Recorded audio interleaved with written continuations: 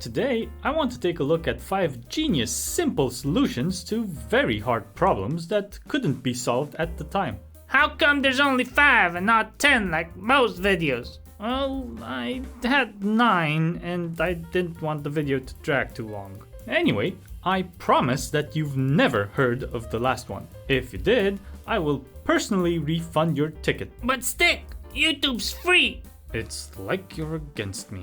I'm Mr. Mrlestick, and as you can see, I'm a stick. I am a genius simple solution to walking. I couldn't think of a better line! The first genius solution, and the inspiration for this video, is the Furby. What's a Furby?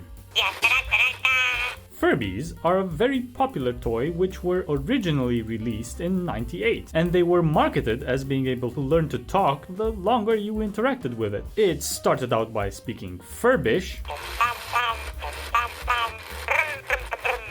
Seriously, that's what the gibberish was called, and eventually learned English. But in '98, there was nothing capable of doing that. It's not like they had ChatGPT back then. Say what? Never mind. The trick was to program the Furbies so that they gradually use more English words and phrases and less Furbish, creating the illusion of them learning to speak. Can we program Rolly to speak? He barely makes sense half the time. Well, you should at least if you then f*** you. The next solution is surrounded by a common misconception that at the height of the space race, NASA spent millions to develop a pen capable of writing in space, while the Russians used a pencil. The truth is that they both used pencils. Quite a simple solution to a very costly problem. Eventually, the Fisher Pen Company actually made a pen capable of writing in space, which even the Russians started using. What's wrong with a pencil? The tip could break and float in the cabin, and they are flammable, but it's still a nice solution. The third genius solution is Henry Ford's assembly line. Well, duh! Exactly. That's not the response I was expecting. Of course, the assembly line seems like a no-brainer, but in 1913, it wasn't the case. People would work on a car until it was finished, as opposed to breaking the whole job into smaller tasks and having a worker do just one of those tasks. The assembly line took the time to make a car from 12 hours to 1 hour and 33 minutes. There's a premature ejaculation joke in there, but 1 hour and 33 minutes is intimidating. I think the assembly line's reach is far greater than that of the automotive industry. Computers have used the concept of an instruction pipeline since the late 1930s, and it's not hard to think that the assembly line helped out with the inspiration.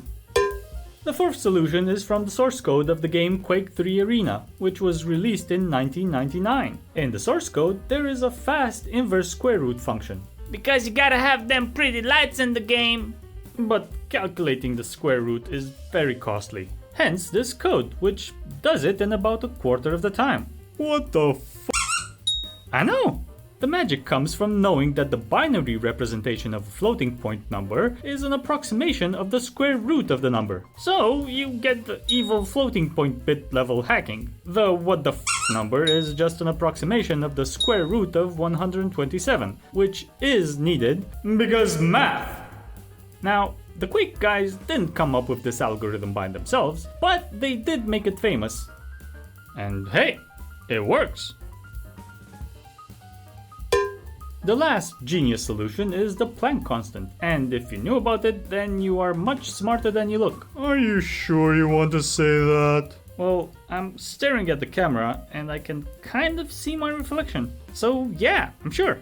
In 1900, Max Planck came up with the solution for the ultraviolet catastrophe. At the time, there were accurate measurements for black body radiation.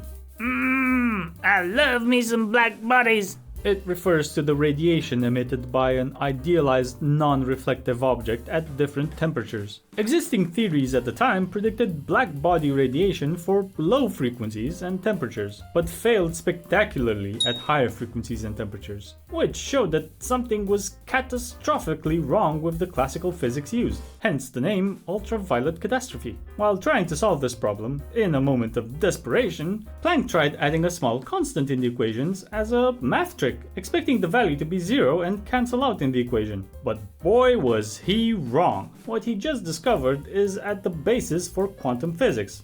You know, that thing you always hear about? He discovered that electromagnetic waves can only have energies in quantized steps, which eventually led to a whole new branch of physics. Now, I know that Planck's constant isn't really something simple, but considering it's based on a f it, I'll deal with it later approach, it kind of fits the bill.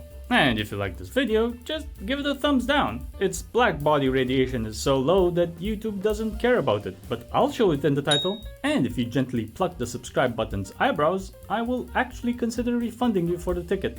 You know, I kinda like that black body radiation. So here it is again.